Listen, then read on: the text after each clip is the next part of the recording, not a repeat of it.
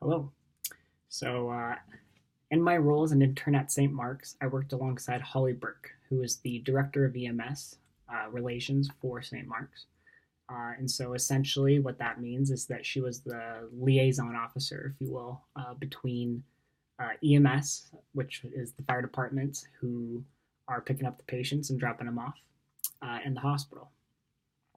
So, my responsibilities weren't really defined when I started the internship. I don't think Holly had an intern before. I hadn't worked in a setting like that before, so we were both just kind of figuring that part of it out. However, we did write down a list before starting about all of the activities I would participate in. So those included an EMS ride along, ER clinical, EMS events, both organizing and facilitating them, committee meetings, faculty meetings, county and state EMS meetings, EMS visits, education, and feedback. And so I would say that was a fairly accurate description of what my role entailed. At the start, didn't really have many responsibilities. I was more shadowing and observing Holly and everything she did. But as I started to pick up on the gist of things, she started giving me some more responsibilities.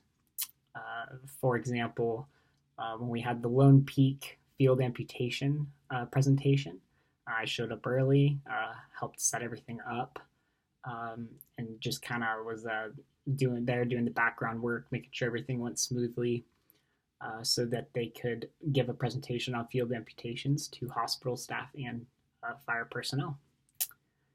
So the career-specific technical skills that I set for myself were these. I will attend 2 faculty board meetings during the summer semester of 2019.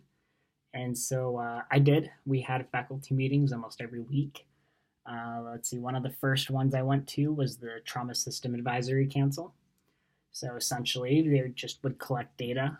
We would go over that data, and we would talk about ways to improve patient outcomes. So with that Trauma System Advisory Council, that was a lot about the communication between fire departments and the hospital when on call and when en route to the hospital. And then another faculty meeting we did was the stroke committee meeting. So, trying to find out ways to improve patient outcomes for stroke patients. So it was all fascinating stuff, and I did accomplish that technical skill. My next technical skill was that I would participate in 2 county-state EMS meetings by August of 2019, and I did. The big one was the state EMS committee meeting. So that's the committee who comes up with the standards, regulations, policies for Utah state EMS.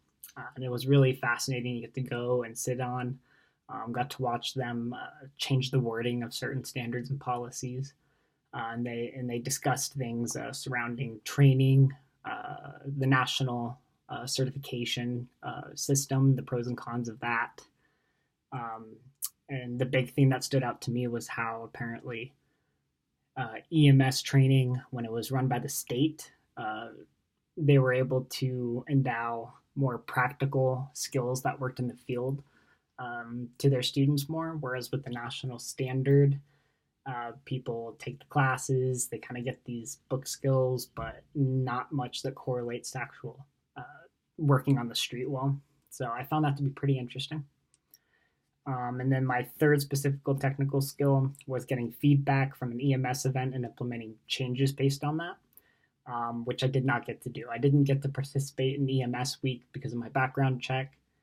However, I did get to help roll out and set up the EMS golf tournament. However, I never got feedback because that was in August and I was not around for the actual event itself. So employability characteristics. I will develop leadership skills as an intern by helping coordinate events and providing feedback. I would say I didn't really improve leadership skills there, but I did help coordinate events. Let's see. I'll develop information technology skills by utilizing databases and collecting and managing event data for St. Mark's. So I did not get to actually develop those skills for collecting data. However, I did get to see the data that St. Mark's collected over time, and that was pretty cool to see. I wish I could have been more involved in that side of things. Okay, the last employability characteristic was developing teamwork skills by fully participating in EMS committees. So I only got to observe at EMS committee meetings, but I did get to work on feedback with Holly after the fact. So for me, what surprised me most in the internship was how involved Holly was with the fire department specifically. She honestly split her time 50-50 between the hospital and the fire departments, which was pretty cool. As for attitudes and beliefs, my attitude towards the importance of hospital administration definitely increased.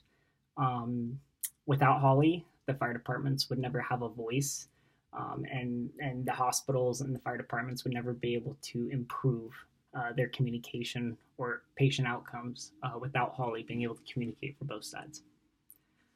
So this internship provided me with the insight on how important it is for fire departments to have that healthy relationship with the hospitals that they drop patients off at, just so that everyone's on the same page.